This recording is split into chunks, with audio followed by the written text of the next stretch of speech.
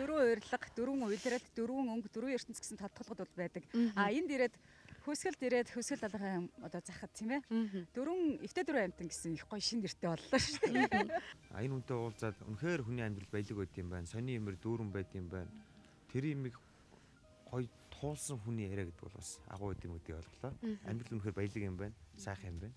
Би харин юу гэж бодсон гэхээр энэ чадлаатгын нүдээр амьдралыг нэг харж үзэх юмсан. Тэр чадлаатгын бодол руу нэг хэрвээ тийм нэг уйдсан байгаад тийм ээ. Байдаг бол нэг энэ хүний бодлыг нэг уншихсан ч юм уу. Тийм нэг тийм сониуч бодол их төрж суулаа. Тэгээд 16 жил аялчаад залхаж байна гэж хэлсэн хэрнээсээ номог гаргачих юм бол би дэлхийг тойрмоор байна гэж байгаа тэр зорилго нь сайхан юм тийм ээ. Тэгэхээр чадлаатгыг бол ерөөсөө аялал танин мэдхгүй. Тэгээд одоо ерөөсөө бүх ертөнцөл гэж хэлмээр юм байна. Залхаж байна гэснээс нэг Forest Camp гүүж байгаа нэг зогсоод за би одоо болчлоо гэдэг шүү дээ.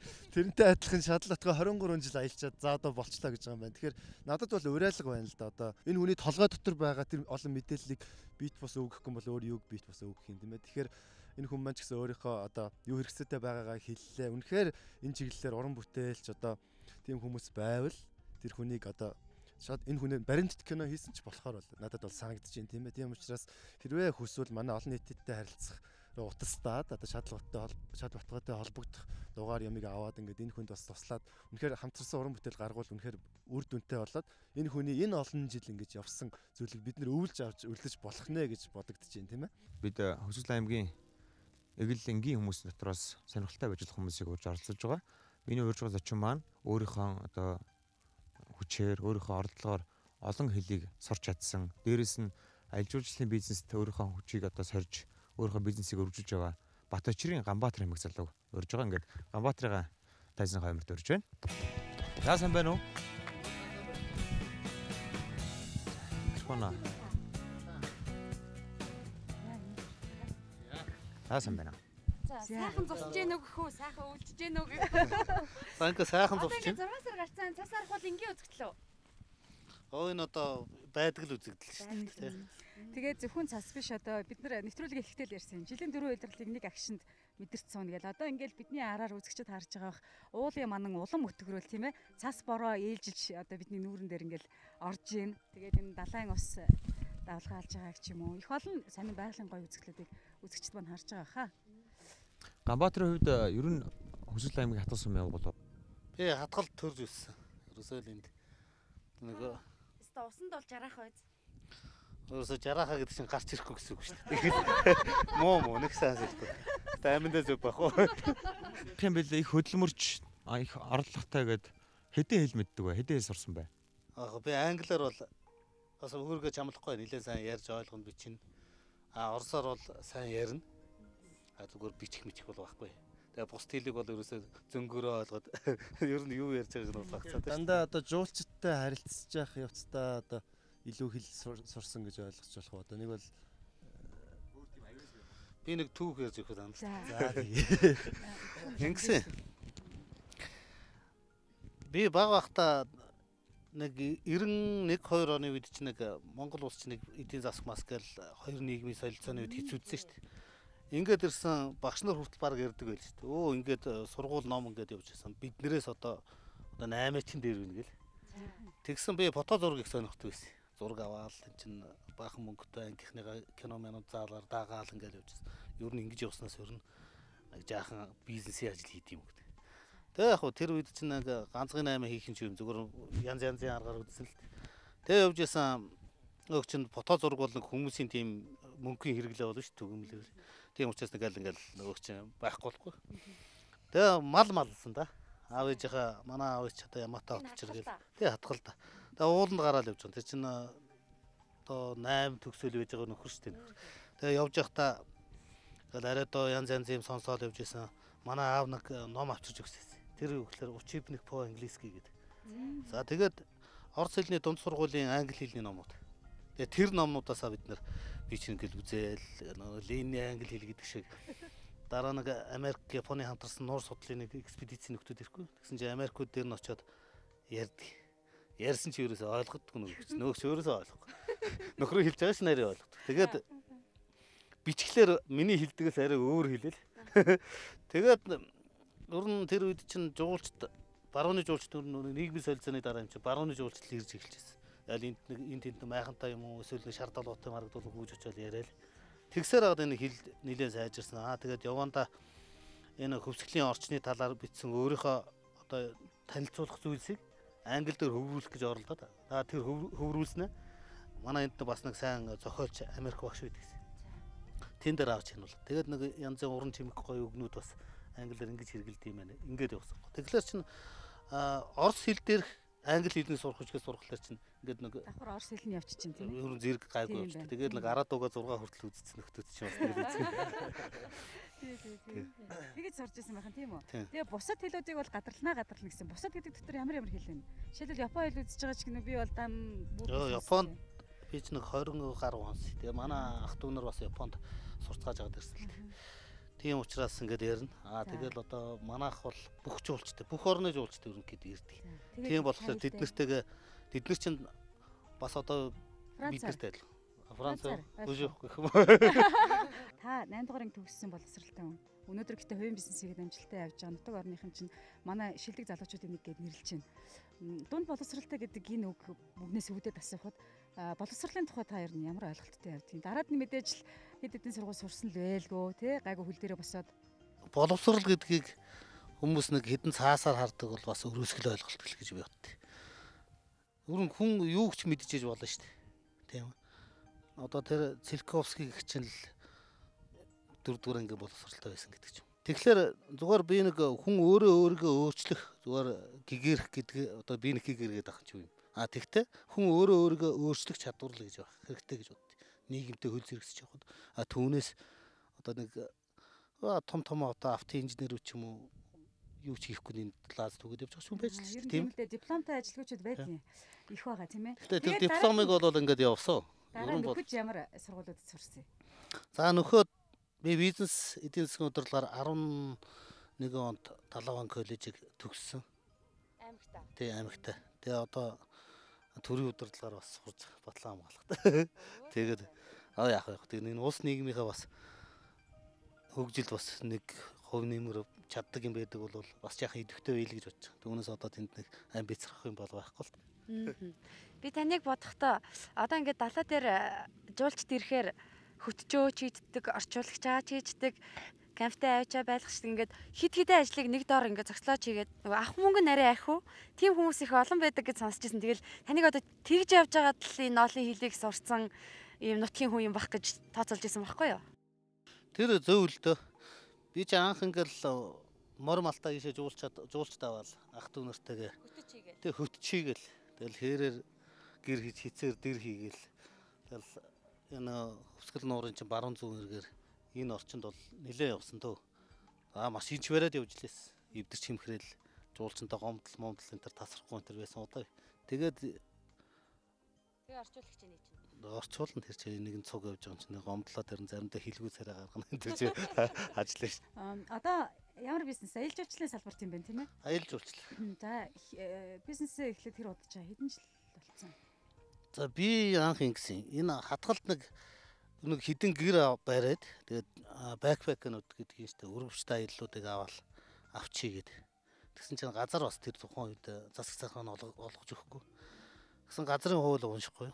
Тэгсэн чинь ямар нэгэн нөлөөлөөр бохирдсан газар байх юм бол тэр газрыг цэвэрлсэн иргэнд одоо ямар ч асуудалгүйгээр эзэмшүүлэн ашиглуулна гэсэн байна. Тийм байсан юм уу? Тэгсэн манай энд хуучин тээврийн товчоо гэдэг нэг байрлал байсан суур байсан. Тэр нэг энэ манай эндхийн сургуулийн жолооч инх 50 гэдэг ахтаа нийлэл 4-5 твш хог асгаал нөгөө хижин гой болгоол. За ийм болголоо энэ хуулийн дээр ийм байна гэл өргөдлөөр энэ дээр нийцүүлж. Тэгээд нэг жоохон газар хасч явал 3 гэр барайл үдсэн те. 97-8 оны тий. Тэгээ 2006 онд мөнгө сэрдэг travel гэж нэг компани байгуулсан. Тэгтээ бааз гэхсээ илүү би бол аялал зохион байгуулдаг. Нуурын баруун зүүн эргээр чинь мороор бол мороор, зав бол зав, машин бол машин. Ундуудаг бол ундуудаг. Тэгж явж ирээд нэг сайхан амарч одоо хэр бүртгээ угааж авд юм. Тэгэл онгоцонтой явал сууцгаад. Аливаа юм гэхлэхэд хамгийн хэцүү нь юу байдаг болоод тэрийг яаж давж туулж исэн тэр нэг гоё амьдралын хизээч мартагдчихгүй тэр гоё түүхээс яриач. Өөрийгөө ялах айдсаа даргалаа ба шүү дээ. Би тэгж боддог. яах вэ гэхээр ингээл нэг 8 дахь ангийн боловсралтай гэж би дуудуулаад өчнөл явлаа. Одоо тэгээд нэг дипломын боловсрал. Одоо тэр бол бакалаврын боловсрал тийм. Одоо цаашаа ингээд сураад би явна. Энэ бол асуудал. Манай аав над нэг ухаантай үг хэлсэн. Юу гэсэн чинь тэр надаас ерөөсөө одоо толгойд програм суулгацсан юм шиг болцсон байхгүй. Ер нь залуу хүн гэдэг одоо энэ манай бүх залуучууд хамаатай. Хүн оноос нь нэртэй. Манай урд талд нэг нохотой айл үүдгээс. Энэ айлын тэр баавга гэж нохооноос илүү сайхан нэртэй явах хэрэгтэй. Оноос нь нэрийг хүн дуурсгаж явах хэрэгтэй. Тэгэхгүй манай зарим залуучууд бол үнэхээр одоо энэ нийгэмдэр амьдарч байгаа юм одоо өндөр настай болчиход эргээ залуу насаа дурсахад одоо би тэгж явсан гэж бодогдох тийм юм зүйл байх ч юм уу гүү ч юм уу. Тэгэхээр залуу нас гэдэг бол гялалзч явах хэрэгтэй нас гэж. Анх компани байгуулаад ганц гишүүнтэй компани шүү дээ. Тэгэл нэг орлого зарлах хурдан ч юм хөтлөөл яваад байдаг. Тэгсэн чинь тайлан балаасаа гаргасан чи байдгүй. Нөгөөч юм баларт. За яад юм бол гэл оцсон баахан ирээн тоо ерөөсөө мэдэх юм байхгүй. Тэгээд би компьютер сурж эхэлсэн байхгүй. Excel гэж програмыг чинь анх үзээл. Тэгээд саяхнаас манайх чинь цахим хэлбэрт орлоо шүү дээ. Тэгэл тэр болгоно ингээ хийхлээр чинь нэг тэрхэнтэй бас нэг юм сураад энэ бол бас би өөртөө хийсэн хувьсгал гэж боддیں۔ Тэгээд дараа нь энэ бизнес эдийн засгаар ингээ сурчлахлаар чинь би тэн дээр алдаа хийж исэн юм байна шүү дээ. Тэгээд тэрнээс хойш өөрөө олох ашиг нэг хүртэл нэмэгдээл. Тэгээд одоо нэг яа тийм зарлага хүртэл одоо зөв хэмнээл нэг иймэрхүү гоё зүйлүүд бол болж лээсэн амьдрал дээр. Тэгээд 8 дугаар анги төгсөө та мал дээр гарч исэн гэж түрүү ярьсан тийм ээ. Тухайн үед таны мөрөөдөл юу байсан? Ингээл малаа маллал малчин болчихъя гэж бодож исэн. Их тэнийг юм өрөөж исэн. Амар баян болоо л гэж бодсон. Хідэн номнууд байсан юм аа. Дээл Карнег мөрнэг тэ тэднээс их уншдагсан. Тэгэл ямар ч байсан улс дамнас нэг худалдаа хийн л гэж боддог байхгүй ихлээр. Тэр үед ч Монгол орн бүх юм ядуу байна гэлээсэн. Тэр үе тийм үе болооч тэгжсэн. Одоо л нэг баян болохыг хүсэхгүй л. Одоо л өөрийнхөө амьдралд хангалуун сайхан. Тэгээд нэг явсан мөртөө энэ хорвоо дээр тий хийсэн зүйлтэй үр хүүхэд бахарх анд найз нөхөд натаа уулзсан хүн болгон бас надаар бахархаж ивэл сайн. Би тэднэрээ бахархаж ивэл сайн. Тийм л байвал гоё шүү дээ. Бидний урилга хүлээн авсанд баярлалаа. Ярилцаад байвал олон сонирхолтой зүйлийн тухай ярих бах. Мэдээж таны үрсэн шалтгаан бол залуу хүн өөрөө орлоготой байвал аливаа зүйлийг хийж болд юм аа, бүтээж болд юм аа, сурч болд юм аа гэсэн одоо жишээг бас тус таарлахыг хүслээ. Тэгээд таны бодсон, сансан, төлөвлөж байгаа бүх зүйлд амжилт хүсье. За баярлалаа. Та нар ч гэсэн Монгол орныхоо хөгжлийг урсан татаараа гэтэр гээд том ивэр гэдэг бас бодлоо. Сайн сайхан нэг үс. За баярлалаа. Түрүүлэх тентэр орсон. Баярлалаа. Маш гоё сэтгэл татам түүхэн малчин байхдаа улс дамссан худалдаа навны тухай бодож исэн гэдэг нэг сайхан санагдсан. Магадгүй ер нь ингээд бодлоо тийм ээ 8 дугаар ангийн боловсралтай тэгээд сургуулаа төгсөөд төр одоо ингээд сургууль соёлоос завсардсан байхдаа азар гэдэг юм уу тий хувь тавилангаар учебник по английский гэдэг ном байж таардаг нь юу. Тэгээд тэрийг үзээд цааш нь ингээд хөгжүүлээ явсан байна. Тэгээд их том мөрөөдөлтэй л жаал байж тэгээд одоо тэр том мөрөөдлөө зах цохоос нь биелүүлээд явж байгаа залуу байна. Зүгээр баяжхыг хүсээгүй сэтгэл хангалуун амьдрмаар байна гэж байгаа тэр үг сайхан. Тэгээд ер нь өнөөдрийн дөрөв урилга нэвтрүүлгийн дөрвөн зочид мэдээж Хүсгэл аймгаас оролцож байгаа. Тэгээд үндэс угсаа нөгөө ерөөсөө л малчин гаралтай тийм ээ. Мал дээр өсөж таринсан энэ л хүүхдүүд өнөөдөр том өсөж өндөгөөд манай нэвтрүүлгийн зочид байлаа. Тэгээд ер нь ингээ эргээд харахад манай спортын амжилтын түүх, томоохон бизнесүүдийн амжилтын түүх дандаа энэ хөдөө орон нутгаас гарч ирдэг нь бас зүгээр энгийн нэг тохиолдол бас биш тийм ээ. Тэгэхээр бид та бүхэнтэй мөн ч олон хэлбэрээр мөн ч олон газар уулзах юм. Тэгээд өнөөдрийг хүртэл бараг 200 гаруй хүнийг танай хойморт залж олон хүний одоо дотоод сэтгэлийг нээж бид нэр одоо ярилцсан байна. Тэгээд өнөөдөр ч гэсэн бид одоо их нутгийн хоймор болох Хүсгэл аймгийн одоо Хүсгэл далай дээр бид нэр хурж ирээд та бүхний гэрээчийн хойморт цас оруулж манан татуулж бороо оруулж энэ сонирхолтой сайхан дугаарыг бол бэлтлээ. Тэгээд үнэхээр Хүсгэл нутгийн бахархал болсон игэл энгийн болоод үнэхээр гайхамшигтай мундаг хүмүүс оролцлоо.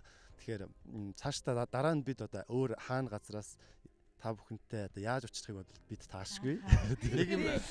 Нэг юм санаанд орлоо гэд нэг Мартан бахын амтан босч юм санаж байгаа юм шиг. Сая Ганбаатар хэлж байна, түрүүн бас хэлж ирсэн. Энэ бол Монгол хүнд үүдэг зан чанар гэж тий. Сайхан инээмсэглэл, сайхан дайл зайлдаг зан чанар гэдэг. тэрийг бодсон чинь нэг зүйл сандарч байна л да. Орос нэг зохиолч хүн хэлсэн гинлээ. Хаа газрын айлаар ороход халуун цай хоолоор дайлдаг. Энэ бол цорын газар монголчууд юм а гэж. Түүнтэй адилхан биднийг гоё түүхээр, гоё дурсамжаар, гоё яриагаар дайлсайлсан хөсөл нутгийн одоо мандалгч болсон хүмүүстээ маш баярлалаа гэдгийг хэлэх хүсэж байна. Үгүй бидэнд талархах ёстой хүмүүс маш олон байгаа. Жишээ нь одоо жуулчны хөвсгөл далай жуулчны баазын хамт олон болоод Биднийг өнөөдөр цастай бороотойд дулаахан аялуулж байгаа Компас компани хамт олон. За тэгээд Ашхай аялал жуулчлалын зохицлоор төгөөд олон хүмүүсийн дэмжлэгтэйгээр манай нэвтрүүлэг үзэгч та бүхэнд хүрж байна. Тэгээд ерөнхийдөө бол дуран аваад хөвсгөл далай зуны нэг тийм гоё номин ногоон өнгөөр харагддаг бол өнөөдөр дөрөв урилга нэвтрүүлгээр бас тийм хэдийгээр зуны ихэнх сар гарсан ч гэсэндээ өвлийн улирлыг, зуны улирлыг бүгдийг нэгж хослуулж харуулсан бахаа гэж найдаж. Би нэвтрүүлэг эхлэхдээ заавал хэлсэн. Тэр 785 км-ийн алсаас та нарт хүрч байна гэд. Тэгэхээр энэ километрээ илүү уртсаасаа бид нар эх орны 408 зөвхөст хүрч, дөрөв урилга 4 зөвхөд тарж тэгээд магадгүй бүр хил дамнаж ингэж аялахыг хүсэж байна. Бидний цорын ганц зорилго юу вэ гэхээр эгэл энгийн хэрнээ эгэлгүй сайхан амьдарч байгаа. Бусдад бодит жишээ болох тэр л хүмүүсийг та бүгдийн гэр бүлд ингээд зочноор өрөхийг хүсэж байгаа юм аа. Бас нэг зүйлийг бахарх